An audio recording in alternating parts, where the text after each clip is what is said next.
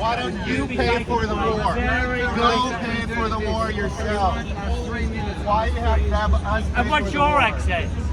Why don't you go pay for the war yourself? Obviously you voted for Donald. Look what you've done to the world. What we'll do, look what you've done to the world. You've trashed the world. Right off. Fuck off, feel proud of yourself. Remember Germany. Feel proud of yourself. I think it was I think they were American saying, "Why don't you pray for the war?" I think I kind of came in at the end there, but something got said. It was only when this fellow said he was Canadian they said something, so I'm not sure. Our allies who are providing Ukraine with the weapons that it needs is that there's not a stalemate. Ukraine is defending itself against the second largest army in the world. If Ukraine stops fighting, Ukraine ceases to exist. And that's very key that people have to understand. In the same place that it's being held, in this building, less than a week ago, Clover Moore, let's go look at the Ukrainians while we're here. Clover Moore and bloody Alex Greenwich gave the award to the Woman of the Year to a man, and not a mention of it, And you know, on International Women's Day, falling less than a week later, you think there might have been a mention of it, but of course not. It's, you know, you allow it and it'll happen. It's just got to happen now. And there was, you know, big news last week. I didn't talk about this shit on here, but you know, this trans athletes and everything in America, there's, you know, it's kind of there's a reckoning going on. And there was there's the trans woman in inverted commas beat the second place woman by over 2 meters, because it's 8 foot, whatever that is in meters, but it's more than 2 meters. So imagine that. Like, you can come second by 8 feet. Anyway, here we are, the Ukrainians. This is a dictator. Free Aslovstavo defenders. I don't know. I'm not sure. Save our children! Save our children! And how can you help us save our children? Well, we're having a federal election coming up, and each one of you can basically ask what pressure Australia is putting on to help Trump be re-educated. I know Putin's the expert at ethnic cleansing and re-education, but we now have to be experts at re-educating both Trump and his team, that if he wants peace, we can have peace in 24 hours. Just tell Putin to pack his bongos and go back home. And then he can't have a piece of Ukraine, because that's the only peace that Putin wants. He is greedy avarice. So we need to stand together and make it very, very, very certain and crucial that that message gets through. We need US support, both in Ukraine and in the Asia Pacific. We have alliances. Those alliances need... Stand with Ukraine! Stand with Ukraine! Stand with Ukraine! Stand with Ukraine! Stand with Ukraine! Stand with Ukraine! Stand with Ukraine! Stand with Ukraine! Stand with Ukraine! Stand with Ukraine! Stand with Ukraine! Stand with Ukraine! Stand with Ukraine! Stand with Ukraine! Stand with Ukraine! Stand with Ukraine! Balancing the Australian Federation of Ukrainian Organizations. As the previous speakers before me mentioned, today we are here for several reasons. First and foremost, we're here just like we are every other week for the past 3 years to raise awareness about the fact that the Russian Federation is waging a brutal and illegal, immoral invasion against Ukraine. They are committing war crimes on a daily basis. They are targeting my family. They are targeting the families of most people standing here. We have to be the voices of those that do not have a voice right now, of those brave heroes and defenders on the front line in Ukraine that are fighting tooth and nail for Ukraine's freedom, democracy, but most importantly, they are stopping a bloodthirsty aggressor from taking more lives and killing more innocent people in Ukraine as they wage a genocidal war against Ukraine. We also stand here not just as the Ukrainian community. Look around you and what flags you see. There are Ukrainian flags, obviously, because we have been impacted the most, but there are Australian flags because Australia stands with Ukraine. There's a South African flag because we have members of the South African community here that stand with Ukraine. Behind me, I have an absolute hero that has traveled across a body of water that posed risk to his life. He took on immense risk to raise awareness about what is going on in Ukraine. He stood here with us along with members of the Lithuanian community that have been here with us every single week for the past 3 years, rain, hail, or shine. And that is the strength of our friendship, that is the strength of the support that we have from Lithuania, our Baltic brothers and sisters, Europe in general. And Australia is no exception. I want to thank you on behalf of the Ukrainian community for everything that you have done, for the risks that you have taken, for the sacrifice that you have made. And I saw your beautiful wife here in the audience. I don't know where she is, but I saw the heartwarming photos, how she greeted you yesterday. And I wanted to say thank you on behalf of our Ukrainian community to your beautiful wife for supporting you as well in your mission. Thank you. Дякуємо! Дякуємо! Дякуємо! Дякуємо! Дякуємо! Дякуємо! Дякуємо!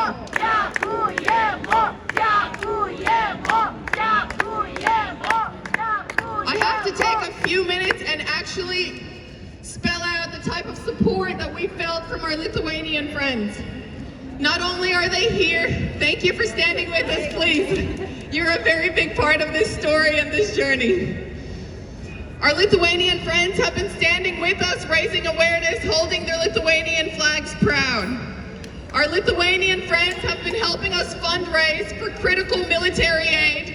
I remember when I came to Latvia House and we had our Estonian, Latvian, Lithuanian friends there. They helped us fundraise for something that was incredibly critical, but we couldn't do it alone as a community. They helped us fundraise for a medical evacuation vehicle that went to Kherson Oblast.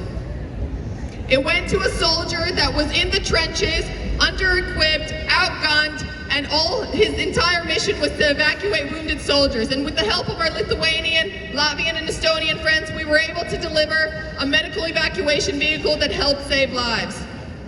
When I was recently in Canberra during the third anniversary of Russia's full-scale invasion, one of the biggest and loudest voices there was the Lithuanian ambassador, Darius, an incredible supporter of Ukraine that mentions Ukraine in every single meeting and every single bilateral talk that he has with his Australian counterparts and international counterparts. So we feel that support, we feel that strength, and it only motivates us to keep going, it motivates us to keep fighting, and we could not do it alone. So we feel it from the Lithuanian community that's also represented here by Jurgita, the president of the Lithuanian community. We feel it through everyday members of the Lithuanian community that support us, and this brave hero that traveled across half the world to share a message. So on behalf of us, a big thank you. Thank you, Aurimas. Thank you, Aurimas. Thank you, Aurimas. Thank you, Aurimas. Thank you, Aurimas. Thank you, Aurimas. Thank you, Aurimas. Thank you, Aurimas. We have another speaker today that I would like to introduce to you, and I will get to that shortly, but I just wanted to leave you with one more message today, and that is the message of unity and coordination. What we have seen come out of the US over the past couple of weeks has been nothing short of shocking. We have seen bullying at a national level. We have seen tactics that were used to strong-arm a nation that's currently fighting to survive. We have, as a community, been asked by lots of Australians, by representatives of the media, how do we feel? We feel outraged. We feel betrayed. We are in disbelief of what's happening and coming out of the US that was our biggest and strongest ally. And we continue to hope that things will change and things will turn around. But in the event that they don't, we must not give up and we must stay united. And Ukraine will keep on fighting because Ukraine will not give up. But Ukraine cannot do it alone. That is why it was incredibly heartening to see the outcome of meetings between European politicians and how they came out in a unified voice saying that they stand with Ukraine. And Australia came out strongly saying that they stand with Ukraine.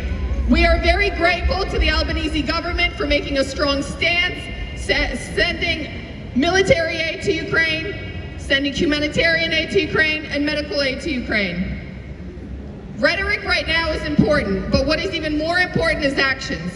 So while the world is in disarray and we track what President Donald Trump says on a daily basis, we must not get distracted. While global headlines are flying around the latest Trump news and latest Trump sentence, the fiercest battles are going on in Ukraine right now. I have members of my family that are currently fighting and have been fighting for the past 3 years. Their feedback is that the battles currently on the battlefield are the fiercest they have been over the past 3 years. While we are distracted with media and global headlines, Ukraine is fighting and losing some of its best sons and daughters. That's why we must act united and coordinated. Here, what we can do in Australia is to continue to advocate with the Australian government to continue to send aid to Ukraine. Australia manufactures the beautiful bushmasters here that go a very long way in helping Ukrainians defend their land and save lives. Please reach out to your members of parliament and ask for 3 things. For Australia to send M113 armored personnel carriers, and for Australia to consider sending the soon-to-be decommissioned Tiger helicopters. Those are 3 ways that Australia can help Ukraine survive, fight, and win this war against the bloodthirsty aggressor that is the Russian Federation. And lastly, I would like to mention that if we do this in a coordinated way, what we do here in Sydney, we can do across Australia. What we do across Australia, we can also coordinate globally. Here with us today, we have the president of the Ukrainian World Congress that represents over 25 million Ukrainians across the entire world. The Australian Federation of Ukrainian Organizations is a member of the Ukrainian World Congress, and I'm very proud to serve on their board. We do everything in coordination with UWC, and we have achieved great results over the past 3 years when we have acted as one unified voice. I would like to hand the microphone over to Paul Grod, the president of the Ukrainian World Congress, so he can share more with us what we can do in a united and coordinated way. Thank you, Paul. Thank you, Kateryna. I flew in from Toronto, Canada this morning, and I had to come here to join you right away and say, first and foremost, thank you. Thank you to the people of Australia. Thank you to all the Ukrainians and friends of Ukraine. Thank you all for what you do on a regular basis to support Ukraine. Thank you.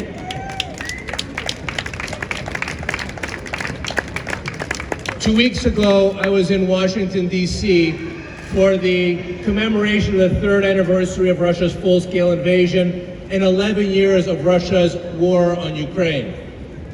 It was, quite frankly, embarrassing to see that there was not a single U.S. congressman or senator at the rally at the Lincoln Memorial in the heart of Washington, D.C.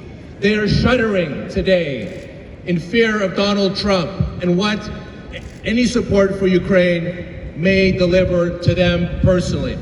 We know that there are Republican senators and congresspeople who have been threatened that if they stand up to Donald Trump and support Ukraine, then Elon Musk will contribute $100 million to their campaign in order to defeat them.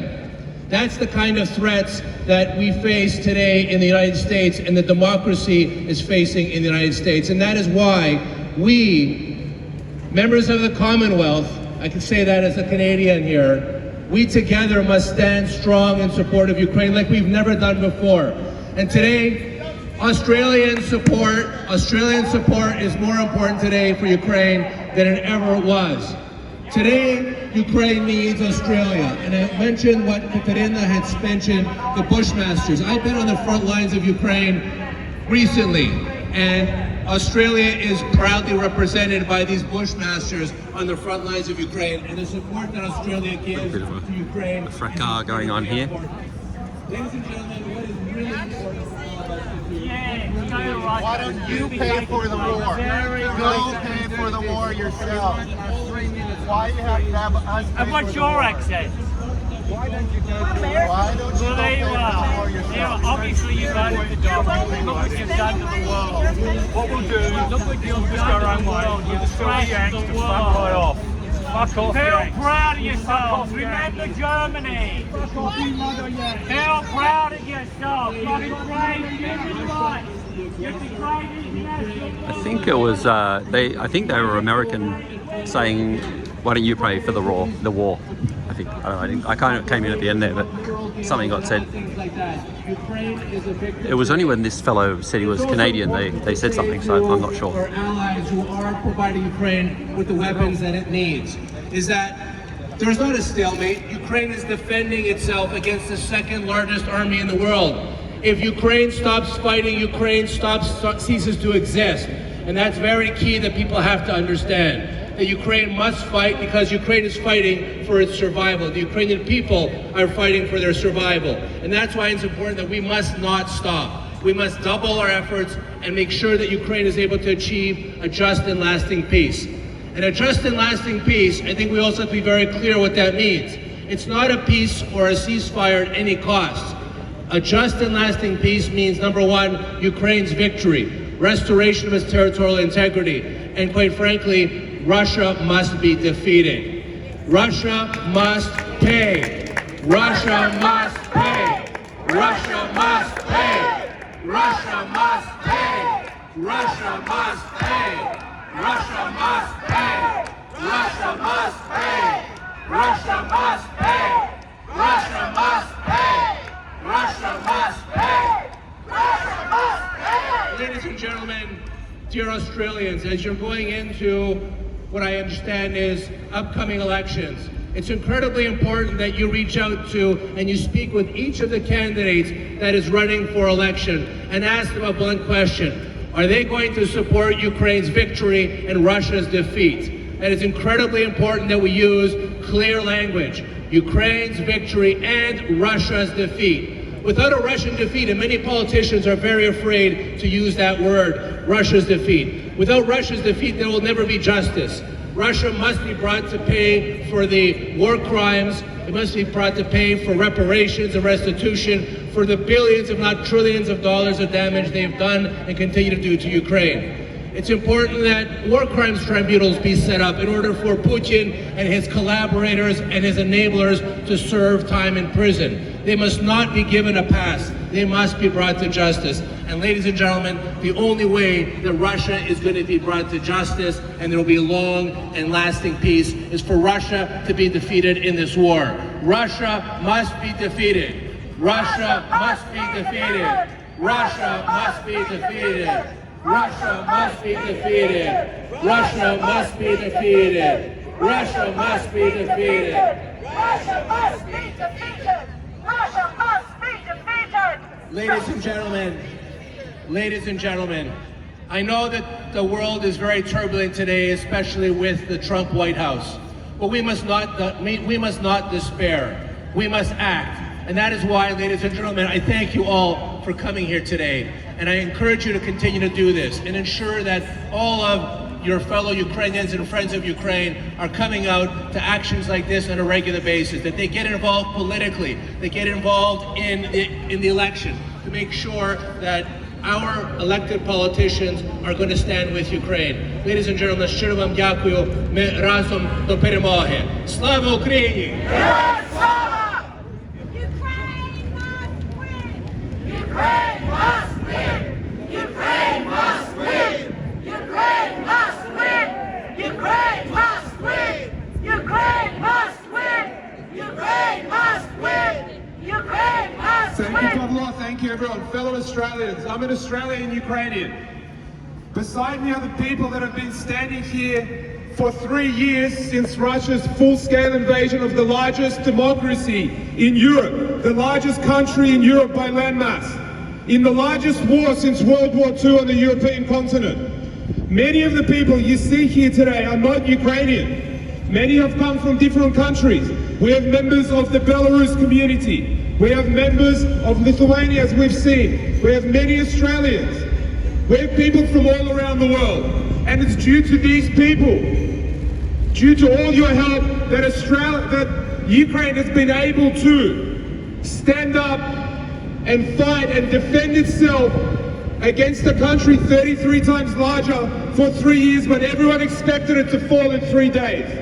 If it wasn't for all your help, all of our unity, freedom would not have the means to defend itself, and freedom must be defended at any cost.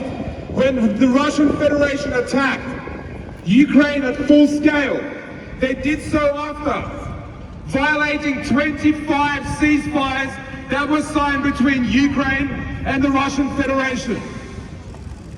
Think about that. And think about what's at stake. If murderers, terrorists and rapists are rewarded for their behavior, we only have to look about 80 years into our history to see that World War II started when two tyrants decided to divide the world according to their vision.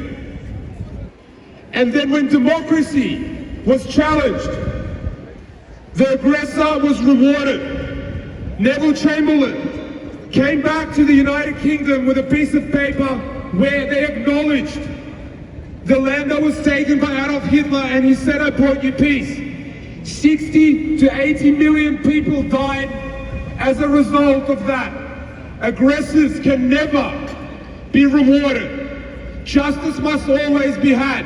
You heard some people mention that there's a record of over 20,000 Ukrainian children that have been kidnapped, while the Russian side say that they've adopted, i.e. kidnapped 700,000 Ukrainian children. This is happening today. What are we as a democratic civilization, as the free world, if we allow this to happen, if we do not stand up? When Russia attacked Ukraine, they attacked your and your children's future. Here's an interesting statistic. In Australia, our sovereignty, our independence is guaranteed by the international rule of law. The same rule of law that is being attacked every single day by Russia, together with North Korea, together with the regime in Iran, and also some of Ukraine's allies have now made it very increasingly difficult for Ukraine to defend its civilians. This is a moment that I would like to thank every Australian, the Australian government, because unlike others who have been allies in the past, Australia has stood with us from day one and only increases its support in defense of democracy and freedom and defense of Ukraine. So on behalf of all Ukrainians, I'd like to say thank you, Australia. Australia stands with Ukraine. Thank you, Australia. Australia stands with Ukraine. Thank you, Australia. Australia stands with Ukraine. Thank you, Australia. Australia stands with Ukraine. And Ukraine stands with you, because without your help, Ukraine would not be able to be defending democracy and freedom today and for 3 years. We simply would not be able to. Because today, Ukraine is the front between what we know as our world of relative peace, of freedom, of democracy, of being able to go outside and do what we want, with who we want, when we want it. And if Ukraine were to fall, may be under no illusion that this will be the start of Russia's attack into Europe. Every single European leader is saying this black and white. It is a matter of our world. It is a matter of the future of your children, our way of life. Freedom cannot lose. Freedom must be defended. Here are some things that people that support Ukraine, leaders from around the world, have said as of recent overnight. Its neighbor in Europe, and go unpunished, that nobody can be sure of anything. Putin is violating our borders to assassinate opponents, manipulate elections, hack hospital systems. You can't believe that in this context, Russia will stop at Ukraine. To remain a spectator in this dangerous world would be crazy. I have one message for all of you. Do not remain a spectator. Your voice matters. In Australia, your voice matters much, much more than in other countries where that freedom and that power of individual voice has been taken away. Please, everyone, if you'd like to stop this, if you'd like to have a just peace, if you'd like to help Ukraine, if you'd like to save lives, reach out to your Member of Parliament and ask them that Australia has Bushmasters, M113s and soon to be decommissioned Tiger helicopters. Please ask them to send them to Ukraine so Ukraine can continue to defend our shared values, to defend our shared freedoms. Human rights, democracy and freedom are worth fighting for. Freedom must prevail. Help Ukraine win. Freedom must prevail. Help Ukraine win. Freedom must prevail. Help Ukraine win. Freedom must prevail. Help Ukraine win. Freedom must prevail. Help Ukraine win. Freedom must prevail. Help Ukraine win. Today is the International Women's Day. There are over 68,000 women in the Ukrainian armed forces. There are hundreds of thousands of women who are volunteers all around the world, including in our communities here. People that have full-time jobs, have multiple children, continue to work, continue to help those that are defending all our shared values. So I'd like to say thank you to all those women today, yesterday and tomorrow for doing everything that you do. Thank you all. Slava Ukraini!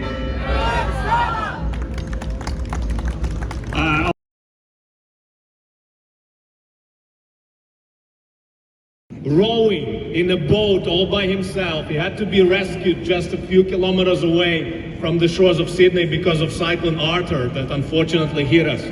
So we prepared some little presents.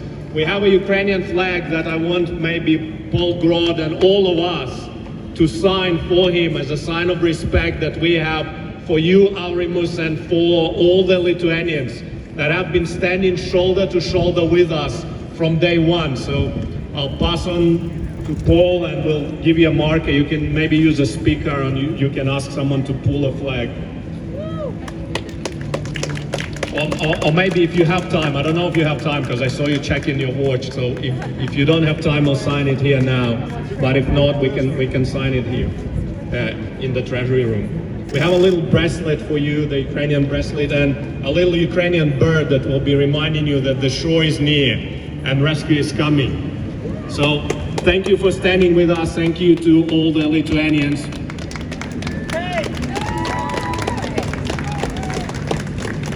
And maybe your wife could join the picture as well. That would be nice.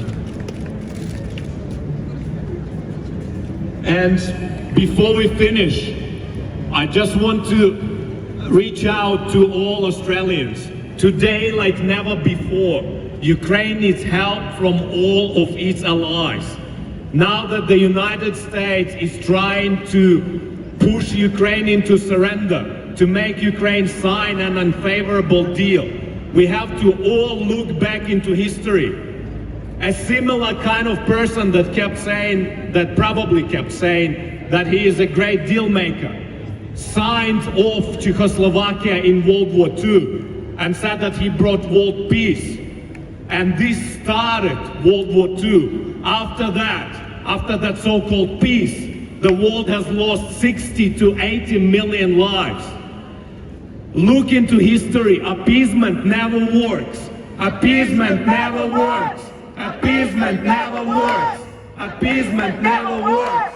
Appeasement never works. Appeasement never works. Appeasement never works.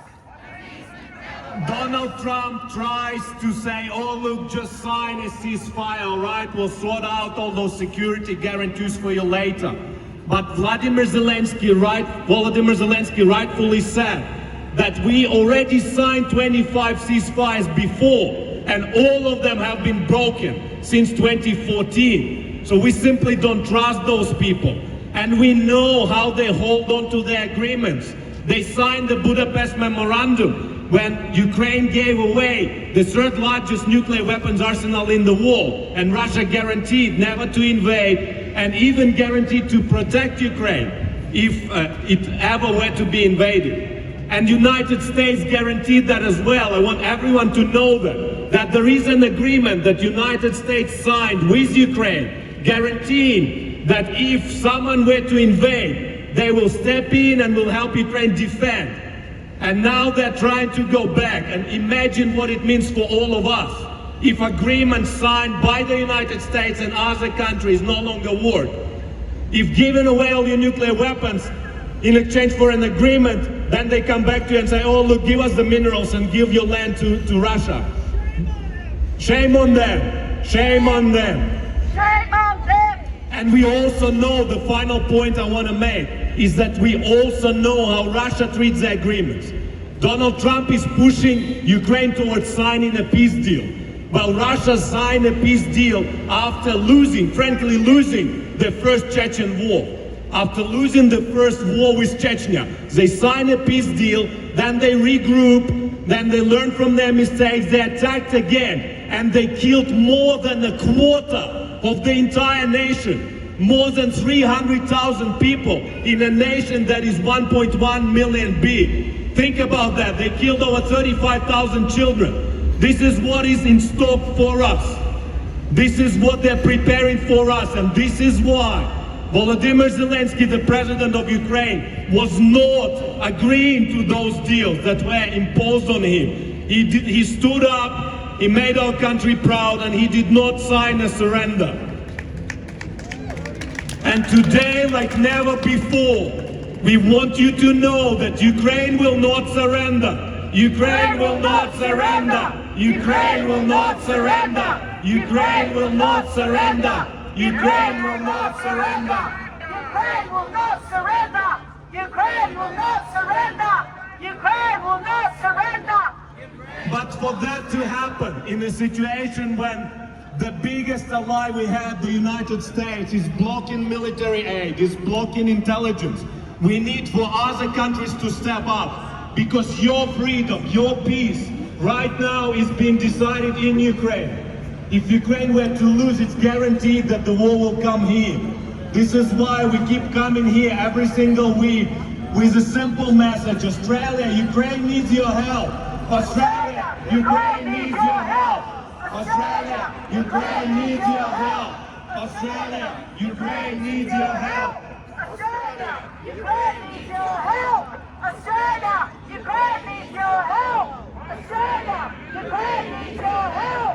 I know that Australians have been standing with us from day one of the full-scale invasion. We're grateful for Anthony Albanese, Prime Minister, stepping up and saying that Australia will be standing with Ukraine for as long as it takes. But right now, in this situation now, we need to step up. We are extremely grateful, and before we finish with singing the Ukrainian national anthem, we want to also say from the bottom of our hearts, thank you, Australia. Thank you, Australia. Thank you, Australia. Thank you, Australia. Thank you, Australia. Thank you, Australia. Thank you, Australia. Thank you, Australia. Ще не вмерла України ні слава, ні воля. Ще нам, браття українці, усміхнеться доля. Згинуть наші вороженьки, як роса на сонці. Запануєм і ми, браття, у своїй сторонці. Душу тіла ми положим за нашу свободу і покажем, що ми браття козацького роду. Душу тіла ми положим за нашу свободу і покажем, що ми браття козацького роду. Слава Україні! Слава Україні!